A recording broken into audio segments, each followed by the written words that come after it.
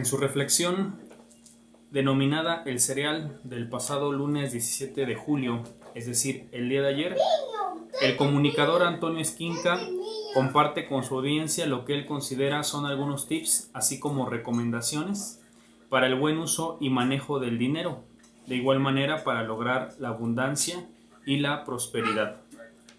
Entre otros puntos, el también locutor de una reconocida cadena radiofónica habla de la importancia de bendecir el dinero, ganarlo de la manera correcta, es decir, en base a honestidad y trabajo, darle un buen uso, etc. Recomendaciones y consejos que de alguna manera son válidos incluso desde el punto de vista de la Biblia. Todo hasta aquí va bien. El asunto cambia radicalmente cuando este hombre indica que el dinero es un ente, es un ser que debe ser amado.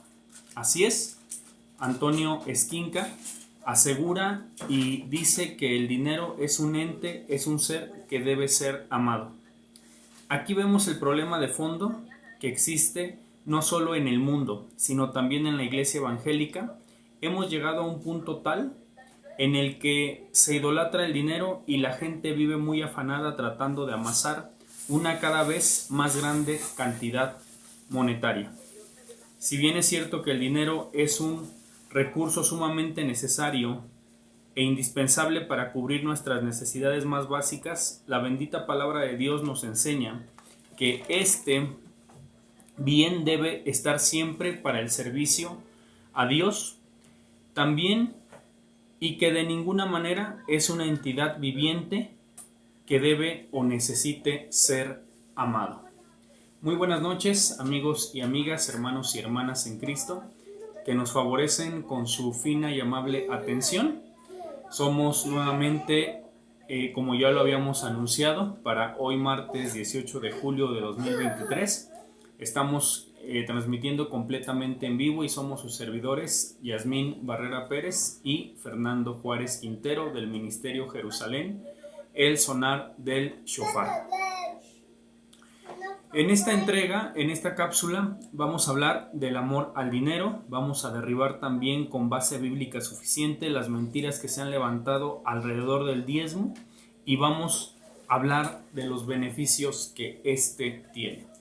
Y como lo acabo de decir en esta editorial, definitivamente es una mentira, definitivamente es un garrafal error lo que este comunicador, lo que este locutor quiere enseñar o está enseñando acerca de lo que es el dinero, ya que en todo caso la entidad viviente que puede estar detrás del dinero y que de hecho sí le gusta ser amado y que sí le gusta ser idolatrado es Mamón. Vamos a leer lo que dice Lucas 16 del 13 al 15, Evangelio según San Lucas, capítulo 16, versos del 13 al 15. Así dice la palabra del Señor. Ningún siervo puede servir a dos patrones, porque necesariamente odiará a uno y amará al otro, o bien será fiel a uno y despreciará al otro. Ustedes no pueden servir al mismo tiempo a Dios y al dinero. Los fariseos escuchaban todo esto, pero se burlaban de Jesús, porque eran personas apegadas al dinero. Él les dijo: ustedes aparentan ser gente perfecta, pero Dios conoce los corazones, y lo que los hombres tienen por grande, lo aborrece Dios. Llama poderosamente mi atención, sean todos bienvenidos y bienvenidas a esta nueva entrega. Llama poderosamente mi atención el hecho de que la palabra dinero se escriba en esta traducción de la Biblia con mayúscula. De hecho, algunos comentaristas de la escuela griega indican que esta entidad Mamón es un demonio, es una potestad. El Señor reprenda al diablo. De hecho, Yeshua HaMashiach, en su primer discurso público, conocido como el Sermón de la Montaña, dejó muy en claro la relación que debe de tener cualquier creyente con el dinero. Esto lo leemos en Mateo capítulo 6, versos del 31 al 34. ¿Qué es lo que dice la palabra de Dios en esta porción de la Escritura? la palabra de Dios dice lo siguiente, en Mateo capítulo 6, versos del 31 al 34, dice así la palabra del Señor. No anden tan preocupados, ni digan, ¿tendremos alimentos o qué beberemos?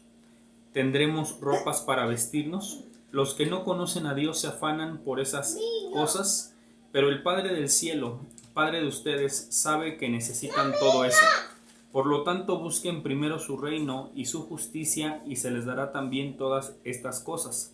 No se preocupen por el día de mañana, pues el mañana se preocupará por sí mismo. A cada día le bastan sus propios problemas. De nueva cuenta, sean bienvenidos todos aquellos, bienvenidas y bienvenidos todos aquellos que están enlazando por medio de Facebook. Y también mando un cordial saludo a todas las personas que nos van a mirar por medio de YouTube en forma diferida. Como siempre se los hemos pedido con todo el corazón, regálenos un like, un comentario. De igual manera suscríbanse y activen la campanita. De esa manera ustedes estarán completamente notificados cuando subamos nuevos materiales y nos ayudarán a seguir produciendo este tipo de contenidos. En esta porción de la Biblia que acabo de leer, Mateo capítulo 6, versos del 31 al 34, Jesús claramente nos indica que no es necesario que estemos afanados, que estemos preocupados, que estemos tan interesados y tan clavados, si cabe la expresión, en la cuestión del dinero. Jesús nos dice que busquemos primeramente el reino de Dios y su justicia, y que todo lo demás, absolutamente todo lo demás, todas las necesidades materiales que las personas tenemos, vestido, techo, alimentación, educación, salud, todo lo demás será suplido por nuestro Padre eterno. Esto no significa, desde luego, que no tenemos que trabajar o que tenemos que echarnos completamente a la concha y esperar que del cielo baje un cheque o un saco de monedas para suplir nuestras necesidades. Jesús tampoco está diciendo eso. Lo que está diciendo Jesús con toda claridad, amigos y amigas, hermanos y hermanas, es que no dependamos, que no estemos angustiados por el dinero, sino que primeramente busquemos el reino de Dios y su justicia. Y regresando al tema de Antonio Esquinca y la reflexión, el cereal como él lo llama, esta reflexión, esta cápsula informativa que él compartió el día de ayer por medio de su programa de radio, podemos observar que, y de hecho no es un fenómeno privativo de Antonio Esquinca y la muchedumbre, literalmente sí es la muchedumbre la que está también bajo estos cánones, miles y tal vez millones de personas alrededor de todo el mundo. Entre ellos, desafortunadamente, encontramos a cristianos evangélicos. Están enseñando y están patrocinando, están comunicando y están diciendo que el dinero tiene que amarse. Lo están enseñando, lo están comunicando de una manera o de otra, lo están diciendo de una manera o de otra. Esto no es más que otra artimaña del enemigo, claro está, para robar la gloria que solo a Dios le corresponde. El dinero en sí mismo y por sí mismo, amigos y amigas, hermanos y hermanas, como cualquier otro objeto, como cualquier otro bien, no posee una naturaleza buena o mala por sí y en sí mismo. El asunto está cómo nos relacionamos con el dinero, ya que escrito está que la raíz de todos los males es el amor al dinero. Así lo dice la bendita palabra de Dios. Vamos a la primera carta a Timoteo, capítulo 6, verso 10. Primera carta a Timoteo, capítulo 6, verso 10, así dice la bendita palabra del Señor. Primera de Timoteo 6, 10. Pablo le dice a Timoteo, estoy leyendo en la traducción de la Biblia Latinoamérica, debes saber que la raíz de todos los males es el amor al dinero. Algunos, arrastrados por él, se extraviaron lejos de la fe y se han torturado a sí mismos con un sinnúmero de tormentos. La raíz de todos los males, amigos y amigas, hermanos y hermanas, como ya lo dice la escritura, y lo acabo de leer en la traducción de la Biblia Latinoamérica, es precisamente el amor al dinero. Y mucha gente, como lo indica aquí, ha sido traspasada de muchos males por amar al dinero. Como ya lo dije, y definitivamente, señor Esquinca, discúlpeme, pero todo iba bien hasta que usted habló y hasta que usted dijo que el dinero tiene que ser un ente, el dinero es un ser que tiene que ser amado. Esto es una completa mentira. Esto no solamente es una mentira, es una herejía y es algo que está en contra de la Biblia. Definitivamente el Dios que usted tiene, señor Esquinca, no es el mismo Dios que está en la Biblia, no es el mismo Dios que aparece en la bendita palabra de Dios, en la Torah Kedushá, y es importante que esto lo tengamos en cuenta. Y como también lo dije hace unos minutos al principio de esta cápsula, vamos a hablar acerca del amor al dinero, vamos a hablar acerca también de lo que son los diezmos y vamos a hablar acerca de los beneficios que tienen o que ejerce el diezmo en nuestra vida. Así es, aquí mi esposa está haciendo una intervención muy puntual. Amada mía, ya me urge que estés aquí transmitiendo conmigo como lo hacíamos al principio.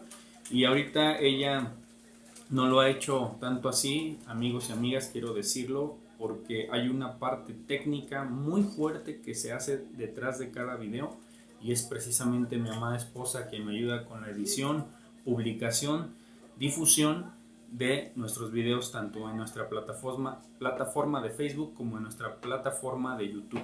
Y como ella ahorita lo está apuntando, una vez que Moisés regresaba del Sinaí tras haber recibido por primera vez las tablas del pacto, se dio cuenta que el pueblo de Dios tristemente, desafortunada y lastimosamente estaba adorando al becerro de oro. ¿Y qué fue lo que le dijo Dios al pueblo?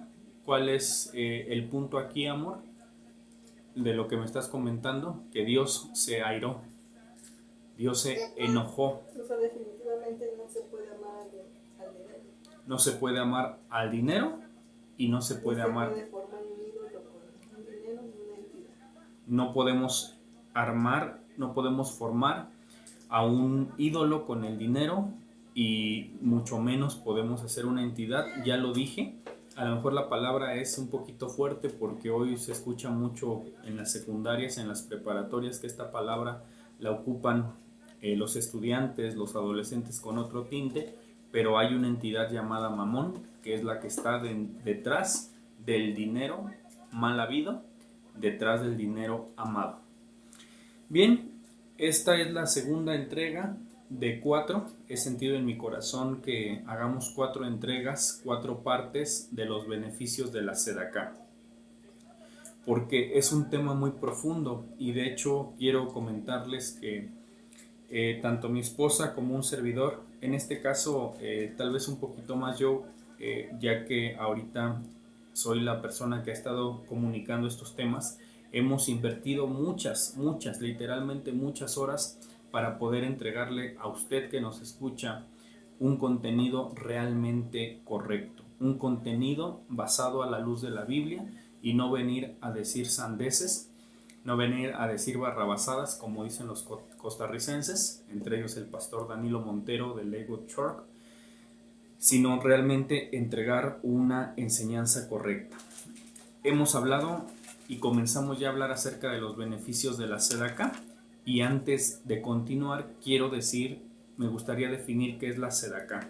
De acuerdo al léxico hebreo-español, que es este librillo que tengo aquí en mis manos, del teólogo Pedro Ortiz, la palabra Sedaká significa o se traduce como solidaridad, justicia, derecho, rectitud, poder salvador, generosidad. Así es como se traduce Sedaká, de acuerdo al léxico de Pedro Ortiz. La palabra Sedaká se traduce como solidaridad, justicia, derecho, rectitud, poder salvador y generosidad. Y como ya lo mencioné, ya lo mencionamos en el video anterior, hay 5 formas por lo menos que la Biblia nos enseña de cómo hacer sedacá con nuestros semejantes. Dijimos que el primer nivel y obligatorio de sedacá es la sedacá que hacemos para con nuestras familias, la sedacá que hacemos con nuestra esposa, con nuestros hijos. Esa es la primeritita sedacá que debemos hacer. Nuestra esposa merece darle todo lo que ella nos pide, así como lo están escuchando, y todo lo que ella requiere para su subsistencia y para su buena vida. Además de ello, también la sedacá consiste en pagar los diezmos, honrar a los padres, dar trabajo y apoyar a los menesterosos. Hoy me voy a concentrar, de igual manera como ya lo anuncié, en lo que son los diezmos. ¿Qué son los diezmos? Vamos a derribar 3 mentiras que se han levantado acerca de los diezmos y vamos a hablar de 5 beneficios que tiene una persona que paga los diezmos, que paga sus diezmos en la iglesia. Pagar los diezmos consiste en reservar el 10% de nuestros ingresos y llevarlos a la iglesia. Seguramente, si usted está mirando este video es porque asiste a alguna comunidad cristiana, alguna comunidad evangélica, en la cual se enseña la sana doctrina, se alcanzan nuevas almas que se rescatan de las drogas, de la prostitución, para Yeshua HaMashiach, y se vela por el crecimiento espiritual de los feligreses. Si es así, si usted asiste a una iglesia con estas características, escúcheme bien, usted tiene la responsabilidad y el deber moral de apoyar financieramente, no solo con oración, lo cual es muy bueno, no solo con ayunos, lo cual es muy bueno, también de manera financiera a nuestra casa en la fe, a nuestra casa espiritual. De acuerdo a la Biblia, los diezmos, se utilizarán precisamente para cubrir los gastos que una casa de estudio bíblico tiene, como por ejemplo asistencia social, renta o construcción, mantenimiento, agua, luz, teléfono, si es que lo tiene, insumos como papel higiénico, sillas, instrumentos musicales, retroproyectores, pantallas, micrófonos, en general equipo de sonido y desde luego el sostenimiento de los pastores de esa casa. Podemos corroborar todo esto en los siguientes textos y citas bíblicas. Vamos, por ejemplo, a Malaquías 3, capítulo 3, versos del 10 al 12. Los diezmos en una iglesia se utilizan para estos fines, se utilizan para estas actividades. Y si usted y yo pertenecemos a alguna iglesia, es necesario pagar nuestros diezmos, pagar los compromisos financieros que hayamos adquirido con esa casa, porque las oraciones, téngalo por seguro, no van a pagar las rentas, las oraciones no van a adquirir equipo de sonido, y no solo de oraciones va a comer el pastor y su familia. Malaquías 3:10 dice lo siguiente: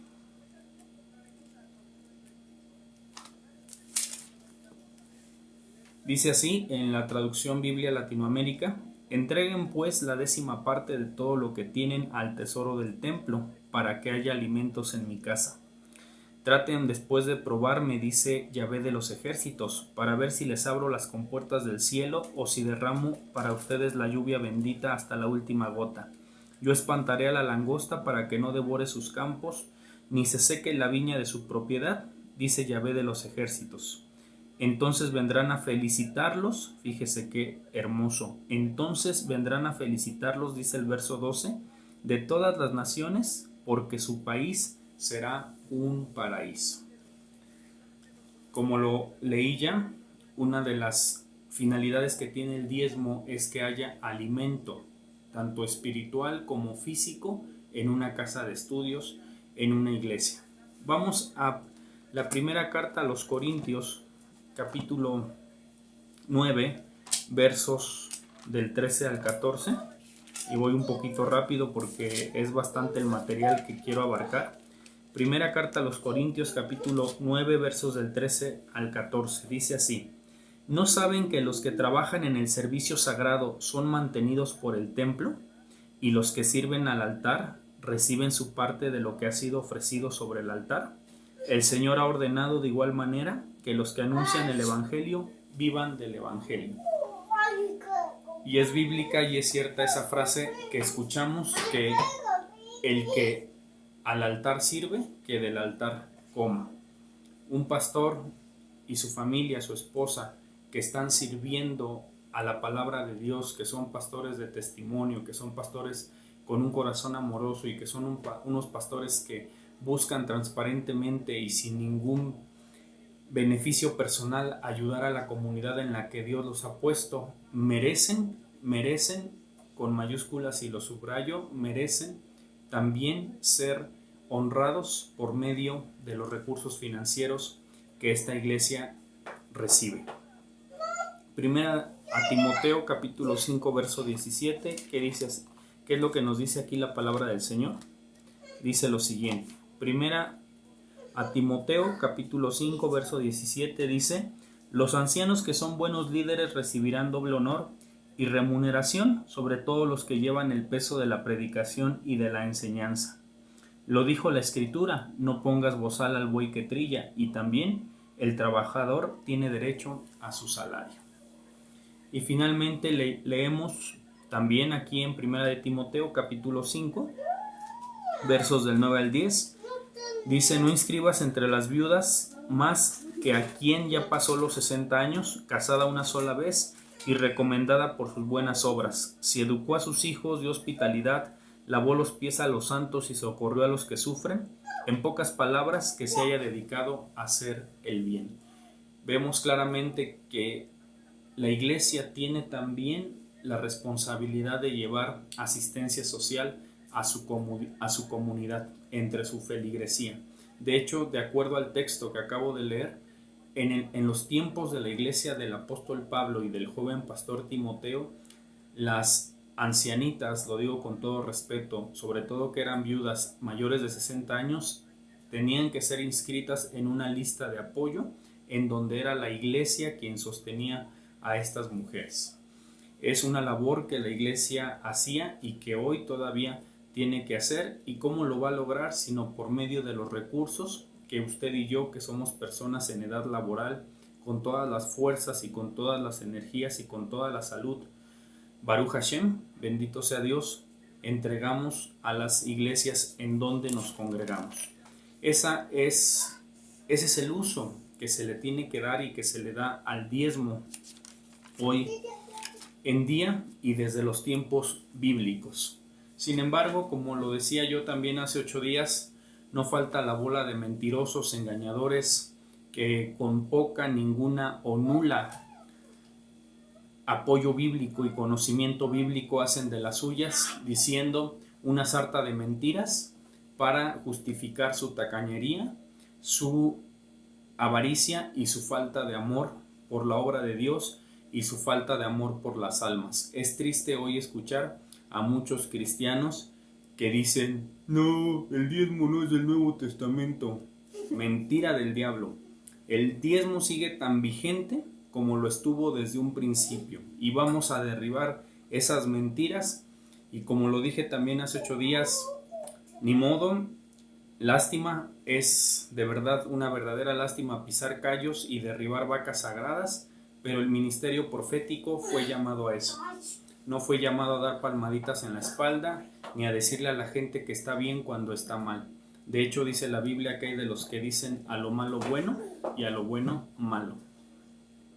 El diezmo no pertenece a la ley. Es una mentira y es una frase que yo he escuchado en infinidad de personas que, con tal de justificar su tacañería, indican y dicen: el diezmo pertenece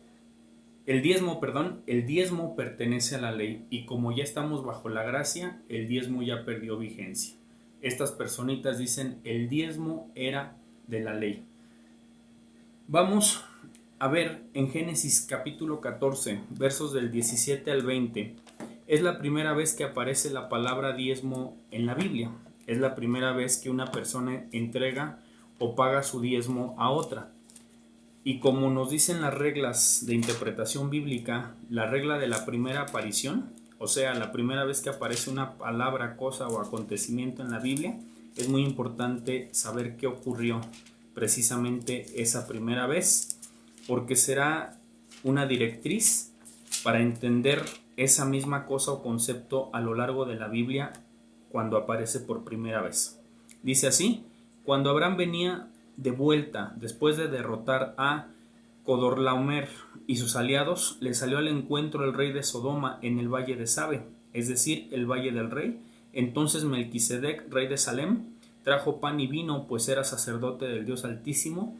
Melquisedec bendijo a Abraham, diciendo: Abraham, bendito seas del Dios Altísimo, creador del cielo y de la tierra, y bendito sea el Dios Altísimo, porque entregó a tus enemigos en tus manos. Y Abraham le entregó el diezmo de todo lo que llevaba. Señoras y señores que dicen que el diezmo es de la ley, es una mentira.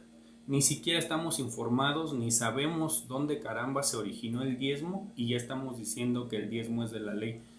De acuerdo al marco dispensacionalista de C.I. Scofield, un teólogo del siglo XVIII muy reconocido por haber creado el marco de las dispensaciones, nos indica que Abraham vivió en la dispensación de la promesa y Moisés vivió en la dispensación de la ley.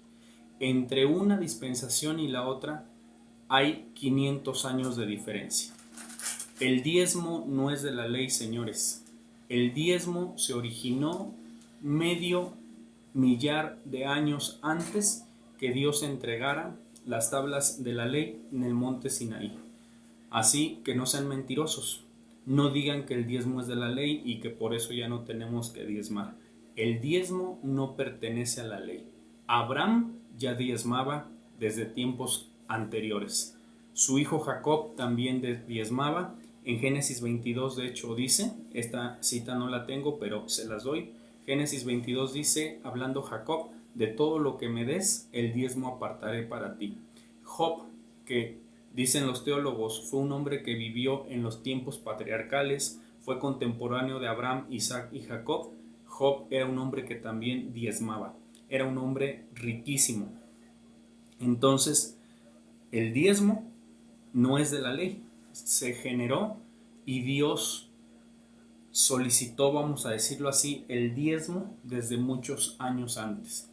Y solo como mero comentario, ¿quién es este Melquisedec del que habla el pasaje de Génesis 14?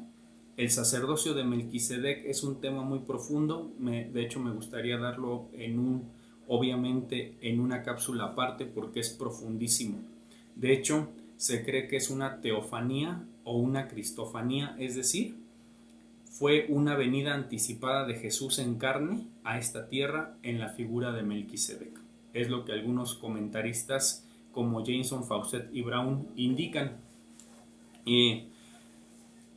Algunos dicen que es una teofanía, es decir, Dios mismo bajando a esta tierra, porque no se tiene mucho antecedente de Melquisedec. Sin embargo, eso lo estaríamos, si Dios permite, estudiando en otra cápsula. Número 2. Hay personas que para justificar su falta de empatía por las cosas de Dios en el terreno financiero,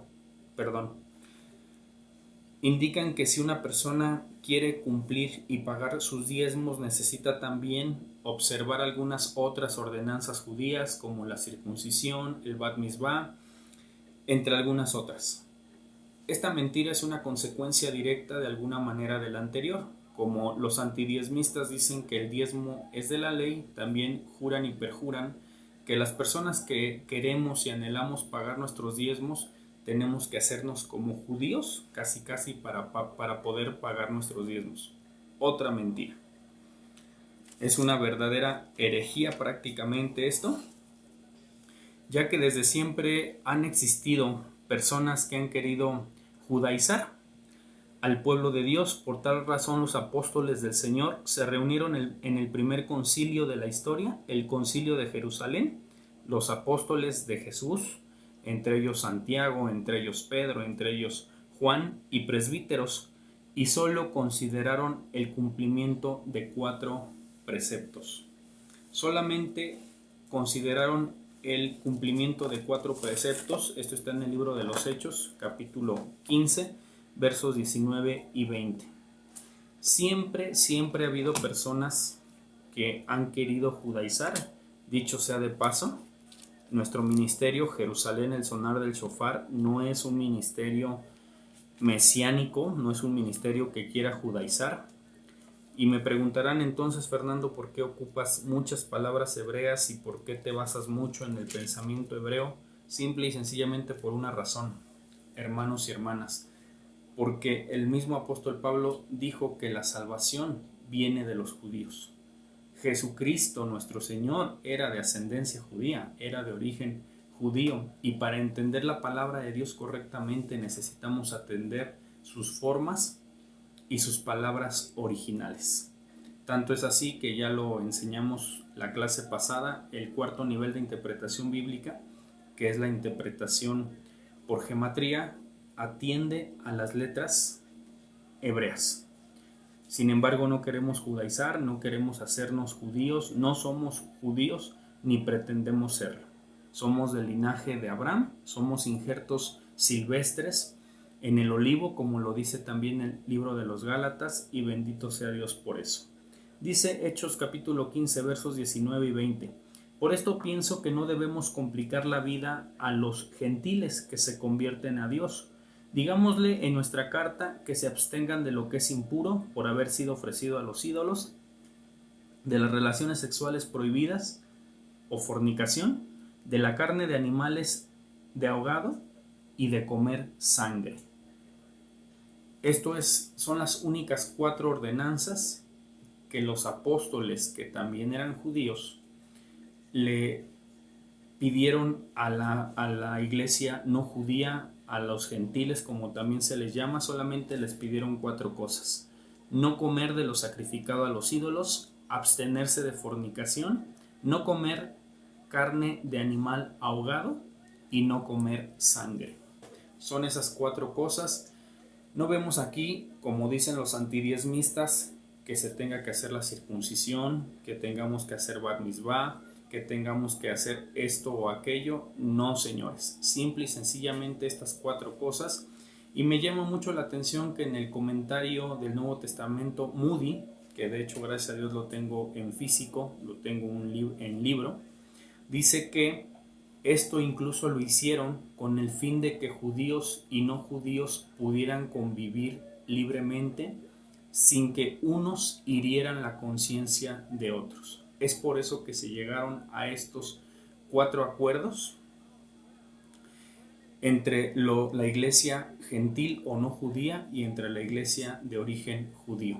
Entonces, para pagar el diezmo, señores, no es necesario hacer otra cosa más que tener un deseo genuino en nuestro corazón de apoyar financieramente la obra de Dios.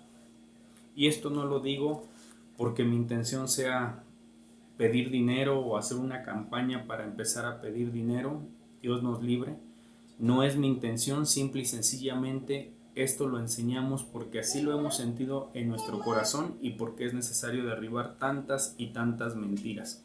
Número 3. Los antidiezmistas dicen que la palabra diezmo no aparece en el Nuevo Testamento. Si bien es cierto que la palabra diezmo solamente aparece 3 veces en el Nuevo Testamento, esto no significa que el diezmo haya quedado abolido por Jesús nuestro Señor. Una de las razones, y también es importante decirlo, por qué se ha levantado tantas personas a decir que el diezmo no es bíblico, también es importante decirlo, y es algo que yo comentaba con mi esposa, que discutíamos en el sano sentido de la palabra. Desafortunadamente se ha levantado una gran cantidad, un ejército de pseudopastores, de pseudoapóstoles, de pseudoprofetas, que lo único que quieren hacer y lo único que anhelan hacer es negocio con la palabra del Señor. Como dijera el doctor y pastor Armando Alducin de la Iglesia Nueva Vida Nueva para el Mundo, se ha levantado un ejército de pedigüeños, un ejército de pedinches que, amparados en la Biblia o amparados en la obra que se supone están haciendo, se la pasan pide y pide y pide y pide y pide dinero, ayuda y todo tipo de asistencia. Es por eso que es muy importante tenerlo presente, y también lo tengo que decir con todas sus letras. Nosotros mismos como ministros de Dios hemos causado que la gente ya no quiera apoyar con sus recursos económicos la obra del Señor, porque se ha levantado un ejército de pedigüeños y de pedinches alrededor de todo el mundo que solamente quieren sangrar a la gente, que solamente le quieren despojar su dinero a las personas.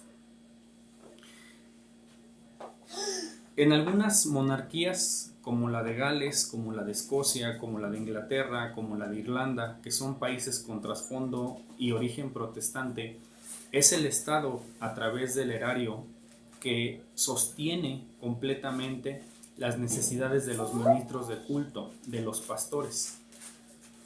Desafortunada o afortunadamente, no sé cuál sea el caso, este no es el caso de México. En México, el pastor evangélico tiene que ser autosuficiente y autónomo para producir y sufragar los gastos no solo de su persona y de su familia, sino también de la propia iglesia. Pero ¿qué ocurre, amigos y amigas, hermanos y hermanas? ¿Qué ocurre con todos estos ministerios y todos estos personajes que se lanzan a tiempo completo, y hago comillas, porque en muchas de las ocasiones son personas que incluso dejan de trabajar, dejan sus trabajos seculares para sostenerse completamente de la obra, e incluso muchas veces, como lo dice el profeta Pablo Reyes de Ministerio Sebaot allá en San Pedro Sula, Honduras, muchas veces en un emocionalismo que ni siquiera es palabra profética, palabra respaldada por Dios, se lanzan a estos ministerios que no han sido del todo autorizados por Dios en ese momento. ¿Y qué ocurre? Se termina pidiendo una ayuda verdaderamente grande y verdaderamente avasallante a las personas. Y esto no debe de ser así, porque tampoco es el deseo de Dios. Vamos más allá, y es algo que comentaba mi esposa y que realmente es cierto y me llamó mucho la atención. Estas personas, en aras de obtener recursos, empiezan a manipular, empiezan a tergiversar la palabra de Dios, muchas veces para atender sus necesidades más básicas, porque se han quedado sin medios, sin recursos, sin economía para poderlo hacer. Esto no es ni debe ser así.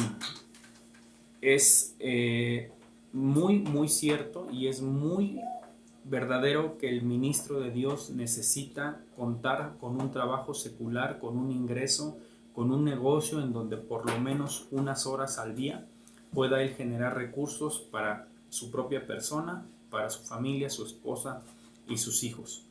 Sin embargo, y como ya lo leímos, por ese amor al dinero, y como lo enarbolaba ayer tanto el comunicador Antonio Esquinca, discúlpeme señor, no es así. El dinero no se hizo para amarse. El dinero es un bien que, como cualquier otro, debemos poner a los pies de nuestro Dios. El amor al dinero está desencadenando todo este tipo de cosas.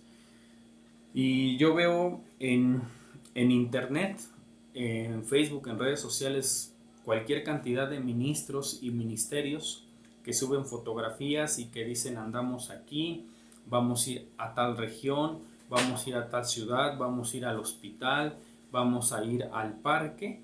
Por favor, apóyennos con sus ofrendas, por favor, apóyennos con sus dádivas.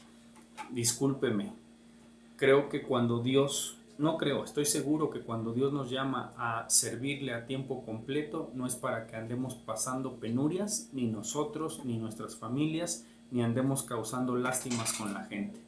Si hemos sido llamados por el Dios del oro y de la plata, es porque Él va a sostener nuestro ministerio.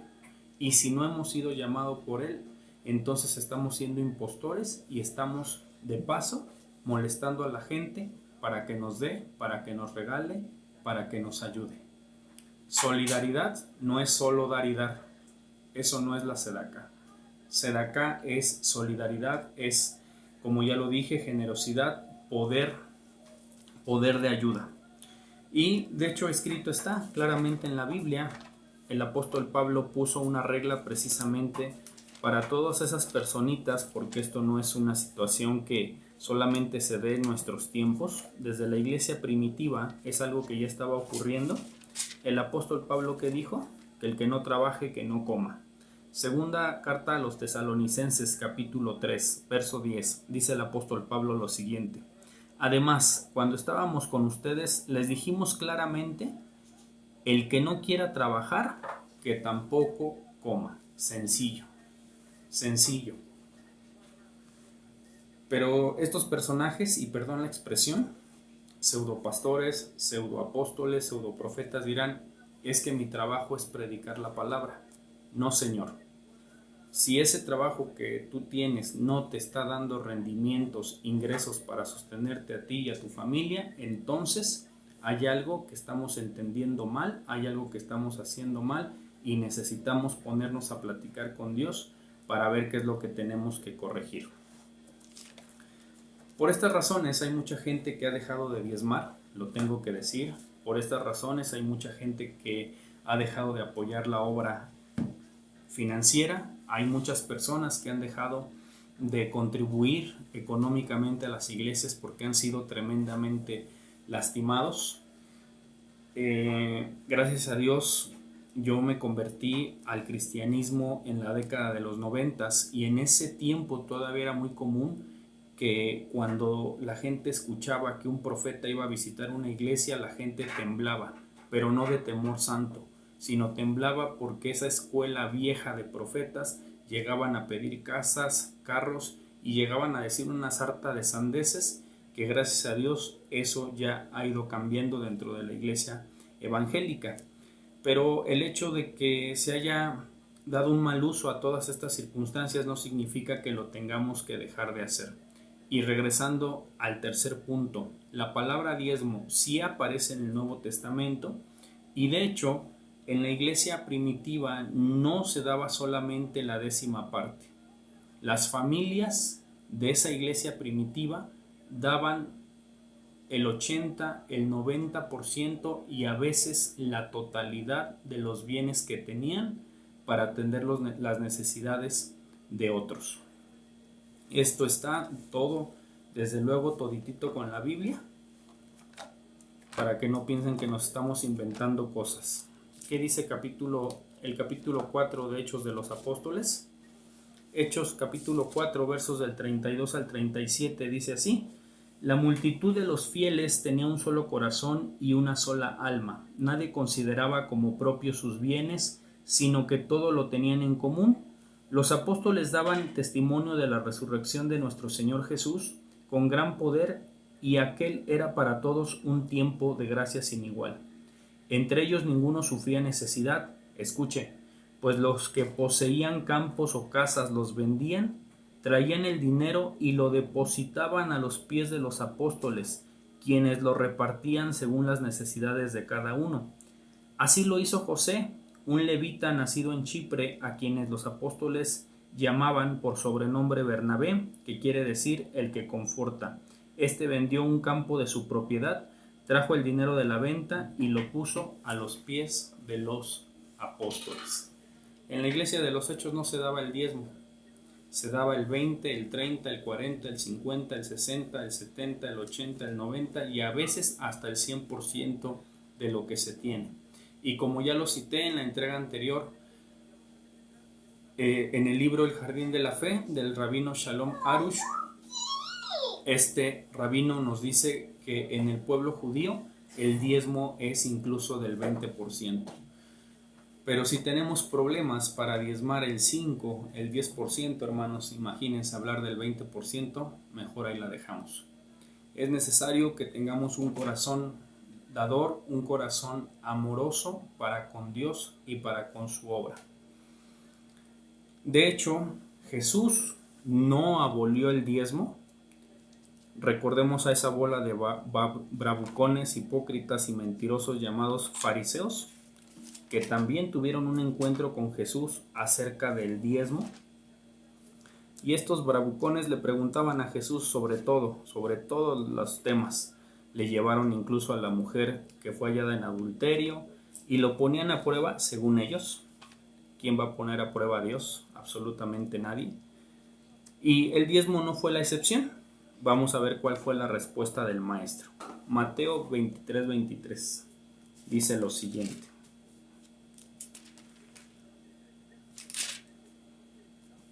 Dice, hay de ustedes, escribas y fariseos, que son unos hipócritas. Ustedes pagan el diezmo hasta de la menta, el anís y el comino, pero no cumplen la ley en lo que realmente tiene peso, la justicia, la misericordia y la fe. Ahí está lo que ustedes debían poner por obra sin descartar lo otro. La Reina Valera dice, hay que hacer lo uno sin dejar de hacer lo otro. Jesús no dijo, tienen que dejar de diezmar o el diezmo ya se quitó. Jesús dijo, sigan diezmando, pero también sean justos, sean misericordiosos y tengan fe. Ahí está más claro que el agua.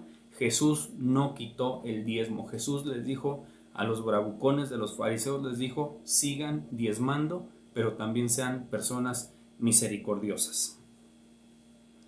Y Jesús ordenó explícitamente que tenemos que diezmar. La respuesta contundente es sí. ¿Y en dónde leemos esto?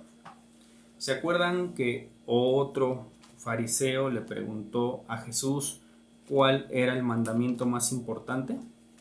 ¿Qué contestó Jesús? ¿Qué contestó Jesús, amor? Cuando le preguntaron, Jesús, ¿cuál es el mandamiento más importante? Disculpe usted, Señor Jesús.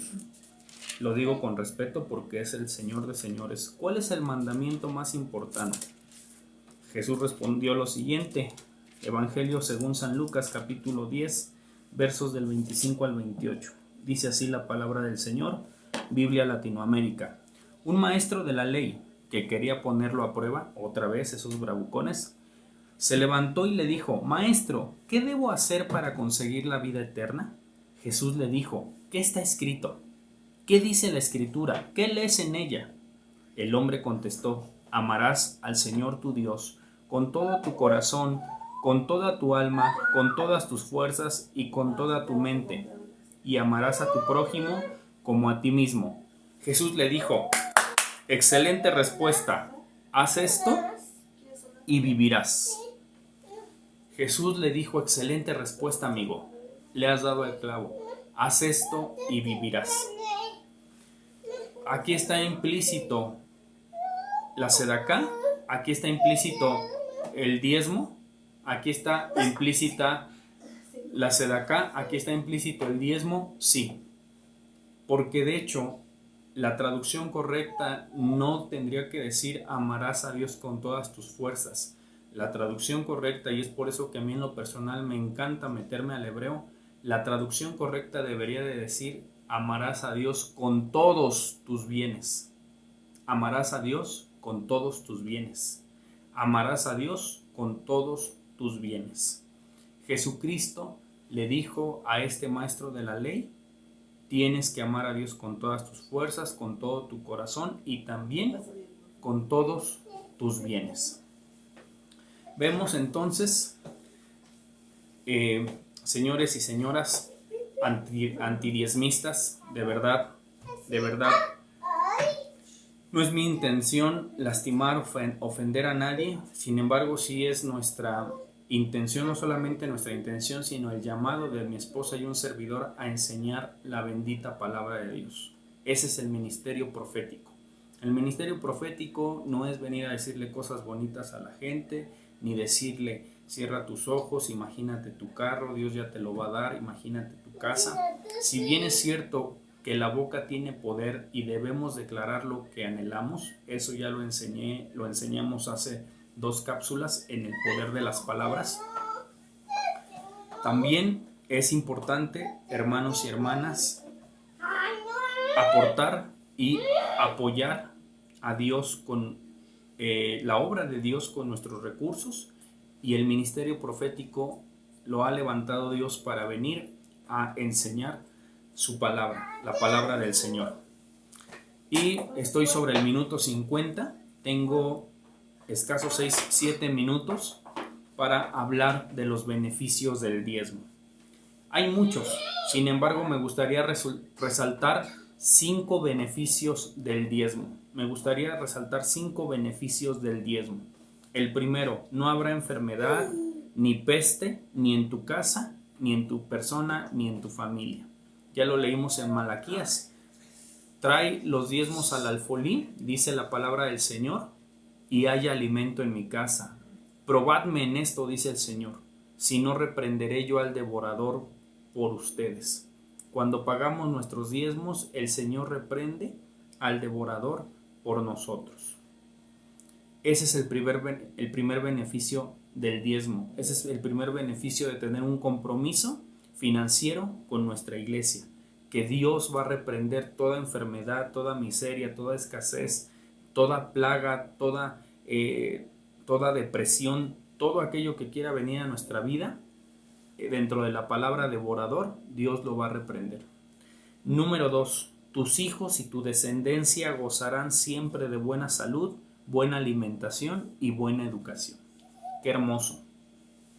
Si usted y yo diezmamos como padres, y hace 8 días hablábamos acerca de la protección de los hijos, ¿quiere darle una protección a sus hijos? Sí, podemos comprarles un seguro educativo, sí podemos darles la mejor de las escuelas, sí podamos darles la mejor de las ropas. Además de ello, la mejor cobertura y el mejor seguro para nuestros hijos es pagar el diezmo. Y no lo digo yo, lo dice la Biblia. Salmo 37, verso 25.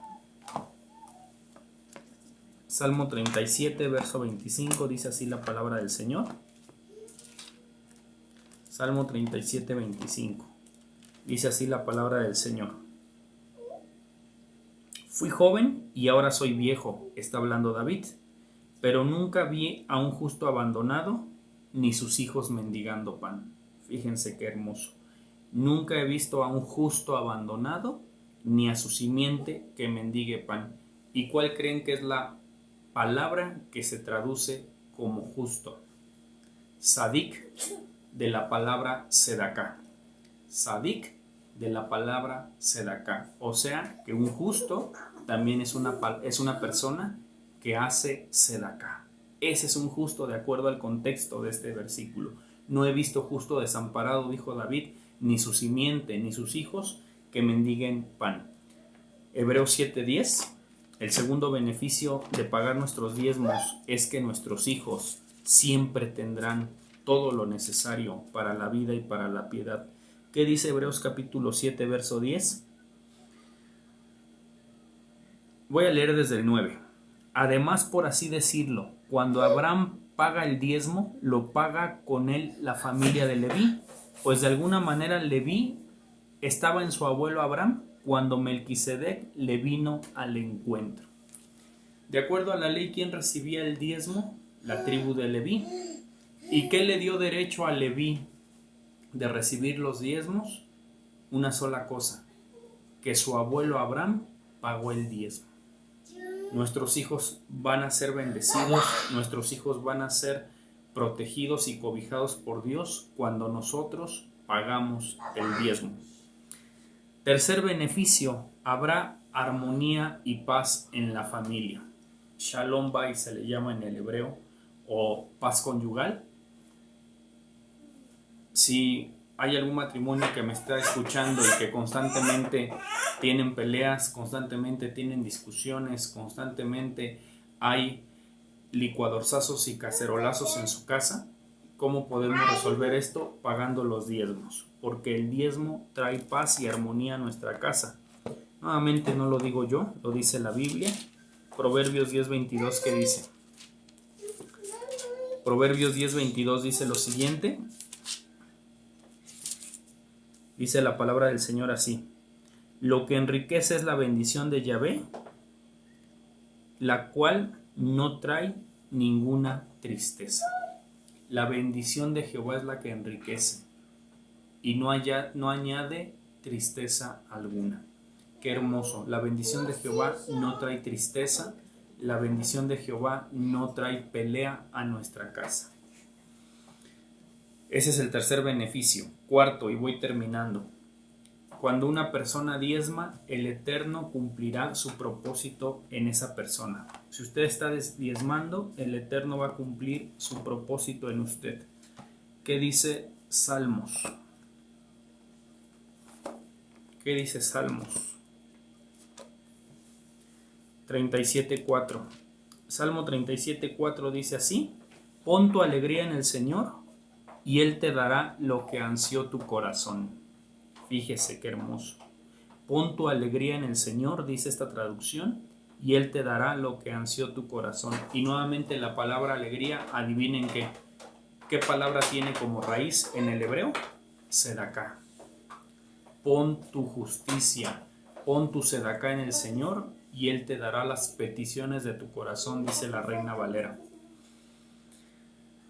Ese es el cuarto beneficio. Vamos con el quinto beneficio y último de esta cápsula, de esta entrega. Hay muchos más, sin embargo, tratamos de rescatar los más importantes. Deuteronomio 28:12. Aquel que paga el diezmo es una persona que va a dejar de pedir prestado. Es una persona que no tendrá necesidad de pedir prestado. 28:12 de Deuteronomio dice así.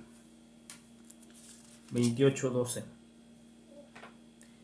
Yahvé abrirá para ti los cielos, su rico tesoro para dar a su tiempo la lluvia que necesiten tus campos y para mandar la bendición sobre todo cuanto tú emprendas. Tú prestarás a muchas naciones y no pedirás prestado a ninguna. Otra vez, tú prestarás a muchas naciones y no pedirás prestado a ninguna. Sabía que los fundadores de los Estados Unidos de América, George Washington, Benjamin Franklin, entre algunos otros, ¿sabía usted que ellos pusieron por obra estos principios y por eso esa nación fue o llegó a ser la más poderosa del mundo? Porque se fundó sobre principios bíblicos. El quinto beneficio del diezmo es que la persona que diezma, más tarde o más temprano que tarde, dejará de pedir prestado. Dios le dará un buen trabajo, Dios le dará algún negocio o le dará ambas cosas a esa persona y a esa familia y nunca jamás habrá nuevamente necesidad de pedir prestado. Estoy sobre el minuto prácticamente 58. Hemos entonces hoy hablado acerca de los beneficios de la sedaká. Nos enfocamos específicamente en lo que es el diezmo, cuál es el uso, qué significa. Hablamos de los beneficios del diezmo, citamos 5 y de igual manera derribamos las mentiras que los antidiezmistas han levantado precisamente para justificar su falta de empatía, su falta de misericordia, su falta de compasión y su falta de compromiso financiero. De verdad que es un enorme privilegio poder contribuir financieramente y materialmente en la casa en donde uno ha sido plantado por Dios. Les deseamos que tengan una excelente noche, una excelente semana. Bendiciones. Shalom a todos y a todas.